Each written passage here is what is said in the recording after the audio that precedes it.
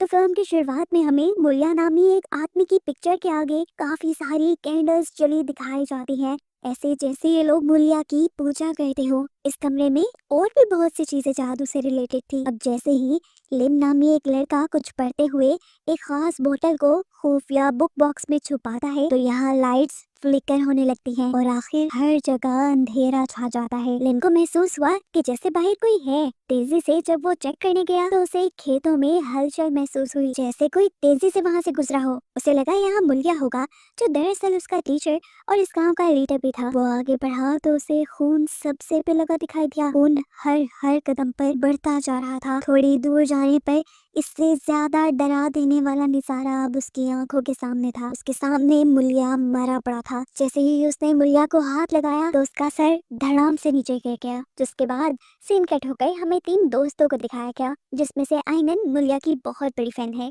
मुलिया लोगों में से इविल एनर्जीज को निकालने के लिए मशहूर है। आइनन बिल्कुल मुलिया जैसा बनना चाहती थी और अपनी दोस्त रिन के साथ यही प्रैक्टिस कर रही थी। आइनन अपनी दोस्त का सर पकड़ के जोर से हिला रही थी और उसके दोस्त पे ऊट पटांग की एक्टिंग कर रही थी। जबकि यहाँ पे इनका तीसरा दोस्त बागुस उनसे कहता है, जो तुम कर रहे हो ऐसे इविल एनर्जीज नहीं निकलती। अगर इविल एनर्जीज को तुमने अपने से दूर ही रखना है तो तुम प्रेयर्स करो। ये लोग बागुस की बात पे ज्यादा ध्यान नहीं देते। शाम हो रही थी। ये दोनों लड़कियां अपने हॉस्टल वापस आ जाती हैं। ये हॉस्टल एक इस्लामिक स्कूल था। उसने यहाँ पे जब टीवी प्ले किया तब भी उसके ऊपर एक मुलिया का ही शो दिखाया जा रहा था। लोग मुलिया को अब गॉड का मैसेंजर भी मानने लगे थे और उनको लगता था कि मुलिया की पावर्स सोसाइटी के लिए बहुत ज्यादा हेल्पफुल है। इस शो में दिखाया जाता है कि कैसे मुलिया ने एक बच्चे के पाँव को ठीक कर दिया। ये देखकर आइनन उससे और भी ज्यादा इम्प्रेस हो गई और बिल्कुल वैसे ही एक्ट करने लगी जैसे मुलिया एक्ट कर रहा था। इतनी देर में यहाँ पर आइनन के टीचर आ जाते हैं। वो आइनन से नमाज पढ़ने को यानी प्रेयर करने को कहते हैं। साथ ही उसे वो मुलिया को ज्यादा ना फॉलो करने को भी कहते हैं, क्योंकि टीचर का मानना था कि अगर कोई आदमी बीमार है तो वो डॉक्टर के पास जाए। मुलिया जैसे इंसानों के पास ये लोग क्यों जाते हैं? आइनन अपने टीचर की बात नहीं समझती और उनसे कहती है कि वो कुछ देर बाद नमाज पढ़ लेगी, अभी वो टीवी देख रही है। सीन कट होकर हम फाइनली मुलिया को देखते हैं, जिसके ठिकाने या समझ लें ऑफिस के बाहर एक आदमी अपनी बेटी को लिए बैठा था। वो काफी परेशान नजर आ रहे थे, लेकिन उस आदमी ने अपनी बेटी को कहा, परेशान नहीं हो, अभी हम बहुत ज्यादा अमीर हो जाएंगे। ये कहते ही वो मुलिया के पास चला गया। मुलिया पहले से ही जानता था कि वो क्या चाहता है, इसलिए उसने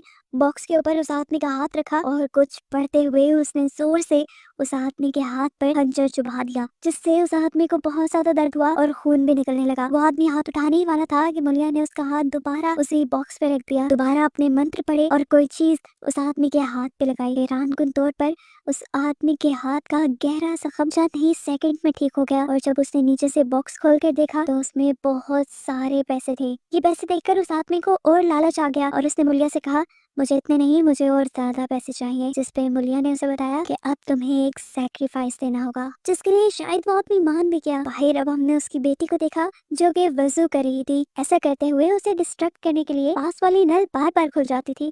उसने कई मरतबा उसे बंद किया और फिर ये सब कुछ छोड़ छाड़ कर वो प्रेयर करने लगी। इस दौरान हमने इसके पीछे एक शैतान को भी देखा, जो अचानक से उसके बहुत करीब आ गया और सीन यहीं से कट हो गया। अब रात के सीन में हम आइनन और रिन को देखते हैं, जो मार्केट से वापस आ रही थी। क्या अचानक रिन को याद आया कि वो तो कुछ लेना भूल गई है। आइनन को यहीं छोड़कर वो भागते हुए बाजार से कुछ लेने गई और तभी यहाँ पर आइनन को एक वियन दिखाई देने लगा। ये मुलिया का वियन था। वो डार्कनेस में खड़ा था और उसने आइनन से कहा कि तुम जल्द ही मेरी जैसी बन जाओगी।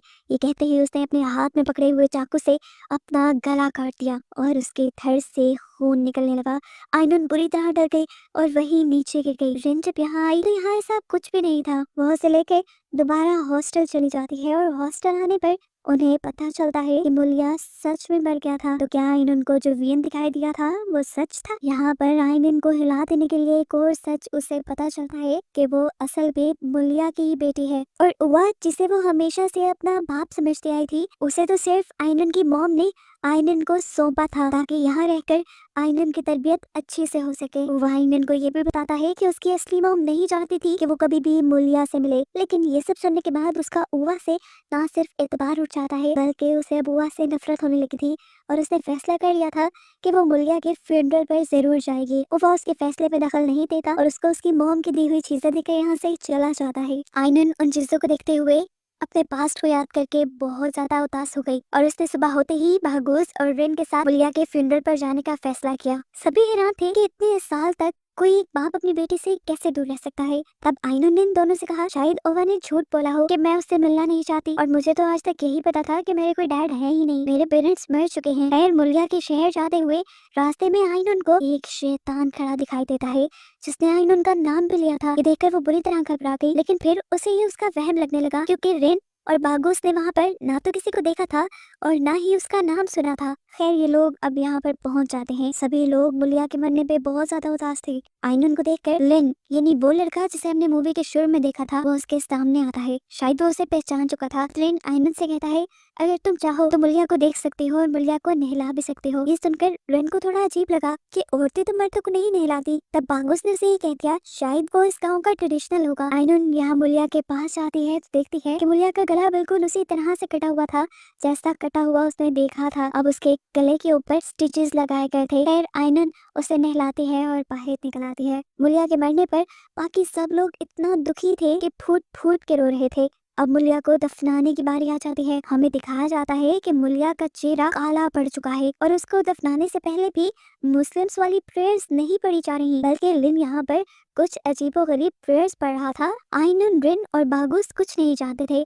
सारे रिचुअल्स करने के बाद ये लोग अब घर आ चुके थे, जहाँ पर लिन आइनुन को कहता है कि आओ तुम्हारे लिए मुलिया ने कुछ छोड़ा है, मैं तुम्हें वो दिखा दूं। जब रिन और बागुस उसके साथ चलने लगे तो लिन ने इन दोनों को रोक दिया। यहाँ पर एजिन नाम की एक लड़की भी आई जो कि प्रेग्नेंट थी। आइनुन को पता चला कि वो उसकी तीसरी मॉम है। उसे देखकर आइनुन ने रिक्वेस्ट की कि प्लीज आज के दिन मेरे दोस्तों को यहीं रुकने की इजाजत दे दें। वो औरत कुछ नहीं कहती। उसके जाने के बाद बागुस और रिन बात करने लगते हैं कि शायद आइनुन को मुलिया की पावर्स मिलने वाली है, लेकिन ये सुनते ही वो औरत गुस्सा हो जाती है और इन दोनों को धमकी देती है कि जितना जल्दी हो सके वो दोनों यहाँ से चले जाएं और आइनुन को भी ले जाएं। उसकी बातें इन दोनों को समझ नहीं आ रही थी। यहाँ अब हम लिन और आइनुन को देखते हैं। आइनुन लिन से सवाल कर रही थी कि आखिर मेरे डैड कैसे इंसान थे और मेरे डैड को किसने इतने बुरे तरीके से मारा। ये सारी बातें बताने से पहले ही लिन वहाँ से चला जाता है और आइनुन को इस टाइम पर्दे के पीछे कोई इंसानी शेडो दिखाई देता है। आइनुन ने पर्दा हटा कर देखा तो वहाँ कुछ नहीं था। आइनुन जब वापस आने लगी तो दोबारा वो इंसानी साया उसके बहुत करीब आ गया। उसने आइनुन का नाम पुकारा। आइनुन खड़ी हो गई और एकदम से जब उसने पीछे मुड़ के देखा तो उस शैतान ने आइनुन के ऊपर हमला कर दिया। ये वही शैतान था जो रास्ते में भी आइनुन को दिखा था। यहाँ हम देखते हैं कि लिन इतने में ही आइनुन के लिए एक किताब ले आया था। उस टाइम तक आइनुन ने अपने आप को काफी हद तक संभाल लिया था। लिन आइनुन को कहता है कि अगर तुम जानना चाहती हो कि तुम्हारे डैड एक कैसे इंसान थे तो तुम उसके रास्ते पे चलो, और यही मुलिया भी चाहता था। ये कहकर वो एक किताब देकर उसे चला गया। इस सब के बाद लिन उसे कहकर जाता है कि रात में मैं तुम्हें मुलिया की एक खास जगह पर लेकर जाऊंगा जहाँ तुम्हें अकेले जाना होगा और शायद वहाँ जाकर तुम समझ जाओ कि तुम्हारे डैड एक कैसे इंसान थे। सुबह होने पर हमने देखा कि बागोस एक पास की मस्जिद में गया। हैरानकुन बात थी, ये मस्जिद बिल्कुल वीरान और गंदी थी। शायद काफी अरसे से किसी ने इसे इस्तेमाल नहीं किया। वो यहाँ पर आजान देने लगा, लेकिन ये सुनते ही जल्दी से लिन वहाँ आ गया और लिन ने उसे ऐसा करने से मना किया और कहा कि अगर तुम प्रेयर करना चाहते हो तो अकेले ही कर लो, हमारे गाँव का ट्रेडिशन है, यहाँ पे प्रेयर्स नहीं की जाती। ये सुनकर बागुस को अजीब तो लगा, लेकिन वो अब अकेला ही नमाज पढ़ने लगा। जब वो ऐसा कर रहा था तो उसे फील हुआ कि जैसे कोई उसके साथ साथ प्रेयर कर रहा है। जैसे ही वो सजदे में गया यानी झुका तो उसे मुलिया का कटा हुआ सर बिल्कुल उसके पास नजर आया। वो डर गया, लेकिन उसने अपनी प्रेयर नहीं तोड़ी। प्रेयर कंप्लीट करने के बाद जैसे ही उसने देखा तो उसके पास कोई भी नहीं था, और सबसे अजीब बात कि प्रे मैट उसने जिस तरफ बिछाया था वो अब उल्टा हो चुका था। वो उल्टी जगह पे प्रेयर कर रहा था। ये देखकर वो बहुत ज्यादा घबरा गया और उसने रिन और आइनुन को आकर ये सारी बात बताई कि ये जगह बहुत अजीब है, यहाँ पे तो कोई प्रेयर नहीं करता। यहाँ तक कि सालों से यहाँ के लोगों ने प्रेयर सुनी ही नहीं। रिन भी हैरान थी कि अगर यहाँ के लोग इबादत नहीं करते थे तो यहाँ पर मस्जिद बनाई क्यों गई थी। फिर उसे याद आया कि जहाँ पर इवल एनर्जीज का कब्जा हो जाए वहाँ पे लोग प्रेयर्स नहीं करते। खैर अगले सीन में हमें दिखाया गया कि आइनुन और रिन एक साथ बैठे हुए थे। रिन अपने नेल्स काट रही थी, तभी अचानक उसका अंगूठा भी कट गया। ये देखकर वो फौरन आइनुन के पास आई और आइनुन ने बड़े ही अजीब मुलिया वाले तरीके से उसे कहा कि तुम्हें मुझ पर यकीन रखना होगा। लिन उसे देखकर परेशान हो जाती है। पीछे से अब हम बागुस को देखते हैं जो आइनुन के कमरे के पास था। इतने में ही पीछे से यहाँ पर आइनुन आ जाती है और उससे रिन के बारे में पूछती है। रिन को काफी देर से इन दोनों ने नहीं देखा था। ये लोग जब कमरे के अंदर गए तो रिन अंदर बैठी थी और अचानक रिन के सामने बैठी हुई आइनुन वहाँ से गायब हो गई। इसका साफ मतलब था कि असली आइनुन अगर उसके पीछे थी तो जो इतनी देर से रिन से बात कर रही थी वो असल में कोई शैतान था। रिन ने इस टाइम अपना रिकॉर्डिंग कैम भी ऑन किया हुआ था। उसने जब अपने कैमरा में देखा तो वाकई में ही वो अकेले बात कर रही थी अपने आप से और वहाँ आइनुन नहीं थी। ये सब देखने के बाद तो ये लोग और भी ज्यादा डर जाते हैं और ये लोग फैसला करते हैं कि ये लोग वापस हॉस्टल चले जाएंगे। लेकिन आइनुन ने उनसे कहा कि वो अपने डैड के रास्ते पर चलना चाहती है।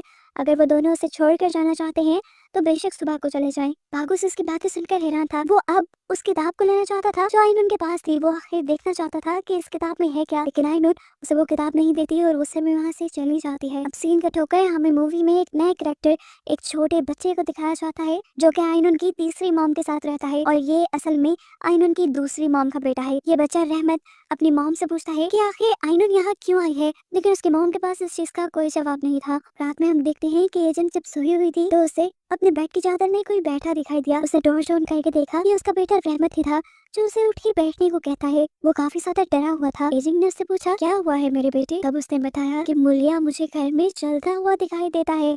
ये सुनकर वो भी डर गई।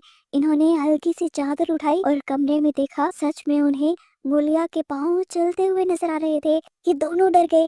इन्होंने चीख मारी और जैसे ही एजेंट ने अपने बेटे को देखा तो वो एक शैतान में बदल गया और उसने एजेंट को बुरी तरह डरा दिया और तभी उसकी आंख खुल गई और उसे पता चला कि उसे सपने में डराया गया था। यह रात में लेन आइनुन के लिए मुलिया की खुफिया जगह पर आ जाता है जहाँ आकर उसने कहा कि तुम मुलिया की बेटी हो और तुम्हारे ऊपर अब बहुत बड़ी जिम्मेदारी है। ये कहते ही उसने एक चाकू गरम किया और उसके हाथ और पाँव में स्टैब कर दिया। आइनुन दर्द से तड़प गई और उसे अपने छोटे भाई यानी रहमत के भी आने लगे।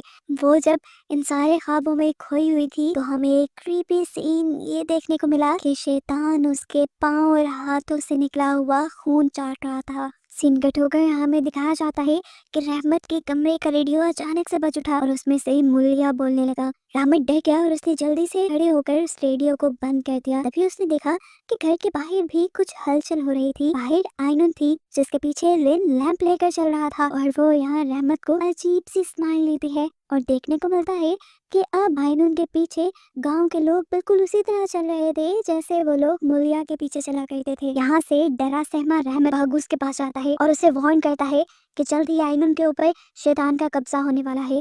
अगर तुम उसे बचाना चाहते हो तो बचा लो। बागुस समझ नहीं पा रहा था कि यहाँ पे क्या हो रहा है। तब रहमत ने उससे कहा तुम्हें आजान देनी आती है। बागुस ने हाँ में सर हिलाया तो रहमत ने कहा तुम यहाँ पे आजान दो और तुम्हें सब पता चल जाएगा कि यहाँ क्या चल रहा है। बागुस उसके कहने के मुताबिक आजान देने लगा। जैसे जैसे वो आजान दे रहा था यहाँ गांव वालों को तकलीफ होना शुरू हो गई थी। हर बंदे के सर में दर्द होने लगा था, उनके नाक और मुंह से खून निकलने लगा था। यहाँ तक कि आइनुन भी दर्द से तिलमिला उठी थी। आइनुन का शैडो जो हम मिरर में देख रहे थे वो आइनुन को देखकर मुस्कुरा रहा था। यहाँ बागुस जो कि अजान दे रहा था खुद उसका भी गला फटने लगा, उसके गले में से खून निकलने लगा और उसने भी अजान देना वहीं छोड़ दी। अजान के बंद होते ही सब कुछ नॉर्मल होता देखकर आइनुन समझ गई कि यहाँ पे जरूर कुछ ईवल यानी शैतानी है और उन्हें ये सब खत्म करने के लिए प्रेयर्स करनी पड़ेगी। वो जल्दी से भागकर बागुस और रिन के पास आई जो इस टाइम मस्जिद में थे। बागुस की खराब हालत को देखकर वो और भी ज्यादा घबरा गई और उसने बागुस और रिन से कहा कि हमें फौरन यहाँ पर नमाज पढ़नी पड़ेगी।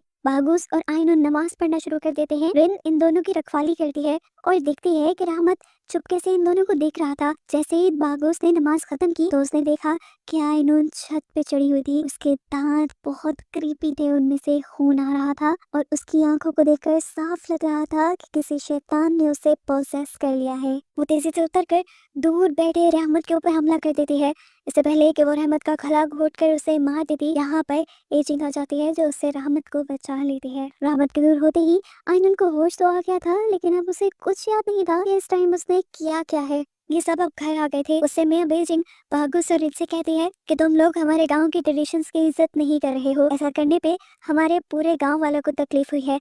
अगर तुम हमारे साथ हमारे रूल्स के अकॉर्डिंग नहीं रह सकते तो तुम लोग यहाँ से चले जाओ। उनकी ये बात सुनते ही फौरन यहाँ पे आइनुन आ गई जो गुस्से में थी। उसने एजिंग से पूछा कि यहाँ पे क्या चल रहा है। यहाँ एजिंग और रहमत ने उसे समझाने की कोशिश की कि हमारे डैड अच्छे नहीं थे। यहाँ इन्हें ये भी पता चला कि रहमत एजिंग का बेटा नहीं बल्कि मुलिया की दूसरी बीवी का बेटा था जिसकी मरी हुई लाश को भी किसी ने नहीं देखा। रहमत का एक पाँव भी खराब था जिसे खुद मुलिया भी ठीक नहीं कर पाया था। अपने डैड के खिलाफ बातें आइनुन बर्दाश्त नहीं कर पा रही थी। वो ये सब समझ ही नहीं रही थी कि उसके डैड इवल चीजों में इन्वॉल्व थे। सुबह होने पर बागुस और रिन वापस अपने शहर जाने के लिए तैयार हो खड़े हुए थे। उन्होंने आयनन से भी अपने साथ चलने को कहा, लेकिन उसने साफ मना कर दिया। यहाँ पर रहमत अब इन दोनों को अपने कमरे में लेकर आ जाता है। इन सब लोगों को एक बात ये समझ में नहीं आ रही थी कि जिन लोगों को मुलिया ने हील किया था यानी ठीक किया था, वो लोग इबादत क्यों नहीं कर पाते थे। रहमत ने अपने डैड के बारे में ऑलरेडी बहुत कुछ सर्च करके रखा हुआ था। वो इन चीजों की इन्फॉर्मेशन बागूस और रिन को दे देता है। असल में वो भी ये जानना चाहता था कि उसके डैड को एनर्जीज मिलती कहाँ से थी। वो इन दोनों को ये भी बताता है कि जब से मुलिया को पावर मिली थी, सब लोग अपना काम छोड़कर मुलिया पे ही डिपेंड हो गए थे। यहाँ तक कि वो पैसे भी लेने के लिए मुलिया के पास ही आते थे। रहमत को और भी बहुत कुछ पता था। वो इन दोनों को बेसमेंट के खुफिया कमरे में लेकर जाता है, जो हमने मूवी के स्टार्ट में देखा था। यहाँ पे किताबों की छानबीन करने पर उन्हें एक किताब के अंदर से चाबी मिलती है, जो चाबी असल में इसी बेसमेंट के अंदर बनी एक खुफिया दरवाजे की थी। रहमत ये दरवाजा खोल के इन्हें दे देता है और इससे आगे उनके साथ नहीं जाता, क्योंकि वो सीढ़ियां उधर चढ़ नहीं सकता था। यहाँ आकर रिन सब कुछ रिकॉर्ड करने लग जाती है, जबकि बागुस आगे था। वो जैसे ही बागुस के पीछे गई तो वहाँ एक जगह पर मुलिया की तस्वीर लगी थी, जहाँ मुलिया के हाथ में उसने एक तस्वीर भी देखी। वो जब यहाँ से जाने लगी तो अचानक उसी तस्वीर के दाने टूटकर उसके पाँव में लटखड़ाने लगे। ये सब चीजें भी वो कैमरा में रिकॉर्ड करने लगी। उसने जैसे ही अपना कैमरा तस्वीर की तरफ उठाया तो देखा उसके साथ कोई सफेद रंग के कपड़े में बैठा था, जिसने एकदम से ही रिन के ऊपर हमला कर दिया और उसकी चीख सुनकर बागुस फौरन यहाँ पे आ गया। वो रिन को अपने साथ ले गया और आगे जाने पे इन्हें एक और दरवाजा मिला। इस दरवाजे की चाबी नहीं थी इनके पास। रिन अपनी बालों की पिन उतार के देती है, जिससे बागुस इसका दरवाजा खोल लेता है। इससे पहले कि ये लोग अंदर जाते, थोड़े से ही खुले दरवाजे के अंदर से बहुत सारे काले हाथ अपनी पूरी ताकत से इन्हें अंदर की तरफ खींचने लगे। बहुत मुश्किलों से दुआएं पड़ते हुए ये वहाँ से अपनी जान छुड़वाते हैं और जब बाहर जाने लगते हैं तो अब सामने का दरवाजा नहीं खुल रहा था। पीछे मुड़कर इन्होंने देखा कि अब काफी सारे लोग इन दोनों के आगे सजदों में झुके हुए थे। बागुस डर गया और डर कर दोबारा से प्रेयर पढ़ने लगा, जिससे दरवाजा खुल जाता है और ये लोग फाइनली यहाँ से बचकर चले जाते हैं। लेकिन अब रिन का कैमरा वही रह चुका था। यहाँ दिखाया जाता है कि आयनन अब बेहोशी की हालत में पूरे गांव में चल रही थी और उसे उसकी मॉम भी देख रही थी। पूरे गांव वाले किसी ट्रांस में उसके पीछे चल रहे थे और उसे लीडर मानते हुए बहुत खुश थे। इसी दौरान डरा हुआ रहमत अपनी मॉम के पास आता है और बताता है कि अब यहाँ की हालत बहुत खराब हो रही है, हम और देर यहाँ नहीं रुक सकते। उसकी बात मानते हुए उसकी मॉम भी अब बैग पैक करती हैं और यहाँ से चलने की तैयारी में लग जाती हैं। यहाँ से भी गाँव वाले अब आयनन को अपने मसले बता रहे थे और आयनन सब लोगों का मसला ठीक कर रही थी। इतने में ही यहाँ पर बागुस और रिन भी आ गए। बागुस ने जल्दी से अपनी जैकेट उतार कर आयनन के सर पे डाली और उससे होश दिलाने की कोशिश की, क्योंकि वो जानता था कि इस टाइम आयनन के अंदर एक शैतान है। लेकिन आयनन बागुस को अपने से दूर कर देती है। रिन और बागुस को समझ नहीं आ रहा था कि वो लोग आयनन को ठीक कैसे करें। वो लोग मदद मांगने के लिए जब रहमत और उसकी मॉम के पास गए तो देखा वो लोग पहले से ही जा चुके थे, जबकि दूसरी तरफ हम देखते हैं कि आयनन अब पूरी तरह पोसेस हो चुकी थी। उसकी आंखें लाल थी और वो किसी शैतान की तरह बिहेव कर रही थी। इस टाइम अब शैतान उसे वियन दिखाता है, उसकी डैड की लाइफ के। वियन में देखने को मिला कि मुलिया काला जादू करता था और उसकी सारी एनर्जीज शैतानों की दी हुई थी। और जैसे ही एक दिन के बाद एजेंट को पता चली तो वो बहुत ज्यादा गुस्से में आ गई। ये सारी चीजें देखकर उसने मुलिया के साथ रहने से इनकार कर दिया, क्योंकि वो जानती थी कि मुलिया के बच्चे की मां बनने के बाद वो एक सैक्रिफाइस बन के रह जाएगी, उसकी मौत हो जाएगी और उसका बच्चा एक कर्स यानी एक श्राप बन जाएगा। वो किसी भी हाल में नॉर्मल पैदा नहीं होगा। यही वजह है कि मुलिया की कोई भी वाइफ आज तक जिंदा नहीं बची। अब जैसे ही मुलिया को ये एहसास हुआ कि उसकी वाइफ उसके लिए खतरा बन रही है तो वो उसे मारने के लिए उसके करीब आ गया। इससे पहले कि वो गला घोटकर उसको मार देता, पीछे से रहमत यहाँ आ गया और उसने चाकू उठाते हुए मुलिया का सर धड़ से अलग कर दिया, उसका मर्डर कर दिया। और इसी मर्डर को छुपाने के लिए उन दोनों ने असल में मुलिया की लाश को जंगलों में रख दिया था। यहाँ मुलिया के कमरे में अब सभी लोग मुलिया की तरह आयनन के सामने झुके हुए थे। अपना वियन पूरा होते ही आयनन फौरन ही जंगलों की तरफ भागती है, क्योंकि वो जान गई थी कि रहमत और उसकी मॉम भाग रही हैं। वो रहमत से अपनी डैड की मौत का बदला लेना चाहती थी। जैसे ही उसने आकर रहमत पर हमला किया, उसकी मॉम ने पीछे से अपने बेटे को बचाने की कोशिश की। उसने आयनन के पाँव पकड़ लिए और एक नोकीली चीज उसके पाँव में स्टैब करने लगी। गुस्से में पोसेस हुई आयनन एजेंट के ही पीछे पड़ गई। रहमत वहां से भाग गया, जिससे रास्ते में बागुस मिल गया। बागुस फौरन इन दोनों से मदद मांगता है अपनी मॉम को बचाने के लिए, लेकिन जब ये लोग वापस आए तो वो दोनों यहाँ से गायब थी। ये लोग अब जल्दी से उन दोनों को बचाने के लिए मुलिया के बेसमेंट में जाते हैं। वो जानते थे यहाँ पर इस जादू के तोड़ का कोई तरीका होगा। इन्हें यहाँ पे एक पेज से पता चला कि जिस इंसान के ऊपर शैतान कब्जा कर लेता है उसे उसका सगा खून ही मार पाता है। इसीलिए तो कोई और नहीं, सिर्फ रहमत ही अपने डैड को मार पाया था। इसका मतलब था कि अगर यहाँ से इवल पावर्स को खत्म करना था तो रहमत आयनन को मारते, लेकिन ये भी तो हो सकता था कि आयनन को मारने के बाद वो सारी इवल पावर्स रहमत को अपने कब्जे में कर लें। ये आइडिया उन्हें ठीक नहीं लगता और वो लोग जादू का तोड़ के लिए एक नया आइडिया सोचने लगते हैं और इनको दूसरा रास्ता मिल भी जाता है, जो था यहाँ पर मिलकर प्रेयर्स पढ़ने का। ये लोग गांव वालों को प्रेयर्स पढ़ने के लिए मनाते कैसे, ये भी एक चैलेंज था। अभी वो ये सब सोच रहे थे कि बाहर पोजेस हुई आयनन घायल हालत में एजेंट को ले आई और उसने रहमत को आवाज लगाई कि अगर वो बाहर ना आया तो वो उसकी मॉम को मार देगी। सभी गांव वाले भी भड़के हुए थे क्योंकि आयनन भड़की हुई थी। बाहर आते ही यहाँ पर रहमत चिल्लाने लग जाता है और चिल्ला चिल्ला कर सभी लोगों को अपने डैड की सच्चाई बताता है कि वो कोई अच्छा इंसान नहीं था, वो एक शैतान था। उसने अपनी ख्वाहिशें पूरी करने के लिए अपनी सोल शैतान को बेच दी और शैतान की ताकतों से वो तुम लोगों को ठीक करता था। वो खुद भी एक हैवान था जिसने अपनी सारी बीवियों को सेक्रीफाइस के लिए मार दिया और अपने बच्चों को बस एक कर्स, एक श्राप बना कर रख दिया। देखो मेरी हालत, मैं चल नहीं सकता। कभी सोचा है तुमने, मुलिया सबको ठीक करता था लेकिन वो कभी मुझे नहीं ठीक कर पाया। उसकी बातें सुनकर आयनन को बहुत ज्यादा गुस्सा आ जाता है और वो रहमत को मारने के लिए आगे बढ़ती है, लेकिन इस मर्तबा दोबारा एजेंट अपने बेटे को बचाने के लिए उसके पांव पकड़ लेती है। आयनन के अंदर मौजूद शैतान का गुस्सा डबल से भी ज्यादा हो जाता है और वो यहाँ पड़े एक पत्थर को उठाकर जोर जोर से एजेंट के सर पे मार के उसे खत्म कर देता है। ये सारा वाकया देखने के बाद सभी गांव वाले समझ गए थे कि आयनन कोई इंसान नहीं है बल्कि उसके अंदर शैतान है। ये सब लोग मिलकर आयनन को अब एक दरख्त से बांध देते हैं और इतनी ही देर में यहाँ पर लिन आ जाता है। मालूम होता है कि ये सारा प्लान लिन का था। असल में उसकी बेटी बीमार थी और उसका इलाज करने से पहले ही मुलिया मर गया। वो जानता था कि मुलिया के पावर्स उसकी ब्लड लाइन का ही कोई ले सकता है, इसीलिए उसने जानबूझकर उसकी मौत की खबर फैलाई और आयनन को यहाँ बुलाया और खुद ही रिचुअल्स करके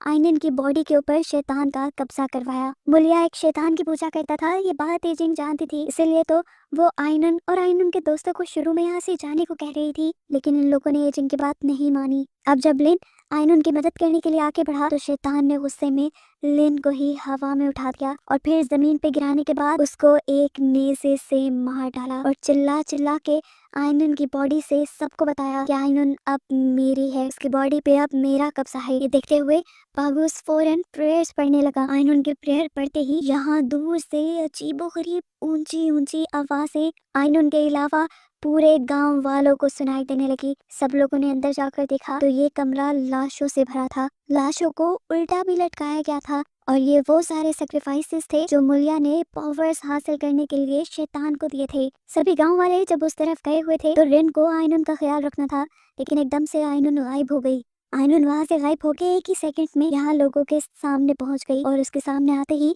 ये सारी की सारी लाशें उसके सामने सजदे में झुक गई। गांव वाले भी ये अजीब मंजर देखकर डर गए और वो शैतान आयनन की बॉडी में हंसने लगा। उसने बताया कि मुझ पे यकीन रखकर इस पूरे गांव ने गॉड पे से बिलीफ छोड़ दिया था। ये कहने के बाद शैतान सभी को अपने सामने झुका लेता है। आयनन भी झुका था लेकिन पूरी तरह नहीं, क्योंकि वो गॉड को मानता था। वो जोर जोर से अब प्रेयर्स पढ़ने लगा और उसके पीछे गांव वालों ने भी प्रेयर्स पढ़ना शुरू कर दी इस शैतान से छुटकारा पाने के लिए। सभी लोगों के मिलकर ऐसा करने की वजह से आयनन जमीन पर गिर गई और उसकी बॉडी में शैतान तड़पने लगा और आखिर वो आयनन की बॉडी को छोड़ देता है। आयनन के छूटने के बाद ये लोग जल्दी से साफ सुथरे कपड़े पहनते हैं और एक साथ मिलकर प्रेयर्स करना शुरू कर देते हैं और अपनी गुनाहों की माफी मांगते हैं। जो करते हुए रिन नोटिस करती है कि उसके हाथ की तस्बीह टूट गई है और तस्बीह के दाने टूटकर आयनन की जगह पे गए हैं। उसने जब वहाँ पे आयनन को देखा तो आयनन इस वक्त भी पोसेस हालत में थी और शैतान उसे अभी भी वरगला रहा था उसके डैड के नक्शे कदम पर चलने के लिए। लेकिन आयनन के अंदर तो एक अच्छी सोल थी, वो हमेशा से गॉड को मानती आई थी और इस वक्त भी जब वो गॉड पे बिलीव रखती है तो शैतान हार कर उसकी बॉडी से निकल जाता है, जिसके बाद आयनन दोबारा अपनी प्रेयर्स पढ़ने लग जाती है और शैतान का कब्जा यहाँ से खत्म हो जाता है। जिसके बाद अगली सुबह हमें एजेंट का फ्यूनरल दिखाया जाता है। सब लोग उसके मरने पे बहुत दुखी थे। साथ ही साथ यहाँ पे जितनी भी लाशें थी जिनका सेक्रीफाइस मुलिया ने करवाया था उन सभी लाशों को भी दफना दिया गया था। इस टाइम हम देखते हैं कि यहाँ आयनन से मिलने के लिए उसके डैड हुआ आए थे जिन्होंने उसे पूरी जिंदगी पाला था। आयनन उन्हें देखते ही खुश हो गई। उसने अपने डैड का शुक्रिया अदा किया कि उन्होंने उसे सीधा रास्ता दिखाया था और उसी की वजह से आज वो बच गई है। मूवी के एंड पे हम देखते हैं कि बागुस ने ओवा को मुलिया की वो शैतानी बुक दे दी थी जिससे वो शैतान की पावर्स लिया करता था। उसे कहता है कि इसे किसी बड़े आलिम को देकर इसकी पावर्स को खत्म कर दिया जाए। सबका भी यही ख्याल था। ये सब लोग अब रहमत के साथ मिलकर यहाँ रहने वाले थे और यहाँ के गांव वालों की मदद करने वाले थे और बस यही दिखाते हुए ये कहानियाँ खत्म हो जाती है।